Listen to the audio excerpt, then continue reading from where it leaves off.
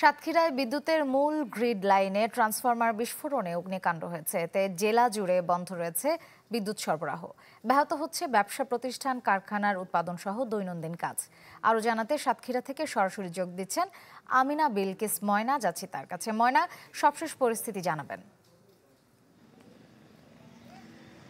শ্রেয়া, আমি দাঁড়িয়ে আছি সাতক্ষীরার বিদ্যুতের যে মূল গ্রিড লাইন, সেই লাইনের সামনে। এখানে এই স্টেশনে আপনি জানেন যে আজ বেলা 11টার পর এই স্টেশনে একটি ট্রান্সফরমার বিস্ফোরণের মাধ্যমে প্রচণ্ড অগ্নিকাণ্ডের ঘটনা ঘটে।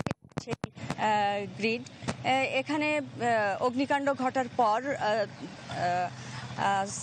ফায়ার সার্ভিস এসে কিন্তু 1 ঘন্টার মধ্যে আগুন নিয়ন্ত্রণে আনে। আমি বুঝি নির্মাণের শিল্প, সালাম স্টিল বোঝে ডিউরেবিলিটি। সালাম স্টিল, মোস্ট ডিউরেবল স্টিল। এখন এই সময়ে বিদ্যুৎ সরবরাহ স্বাভাবিক আছে। সাতক্ষীরার প্রকৌশল এবং খুলনার উচ্চতর প্রকৌশলীরা এসে এখানে বিদ্যুৎ সরবরাহ কার্যক্রম স্বাভাবিক করেছেন।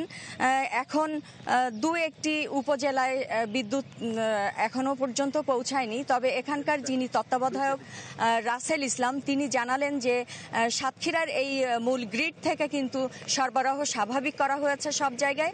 তবে যেখানে এখনো পৌঁছায়নি সেই স্ব এলাকায় যারা সরবরাহ এবং বিতরণ করে, তাদের টেকনিক্যাল কিছু সমস্যা থাকতে পারে। সে কারণে হয়তো বিদ্যুৎ পৌঁছানো সম্ভব হয়নি। তবে সাতক্ষীরার এখান থেকে কিন্তু স্বাভাবিক করা হয়েছে।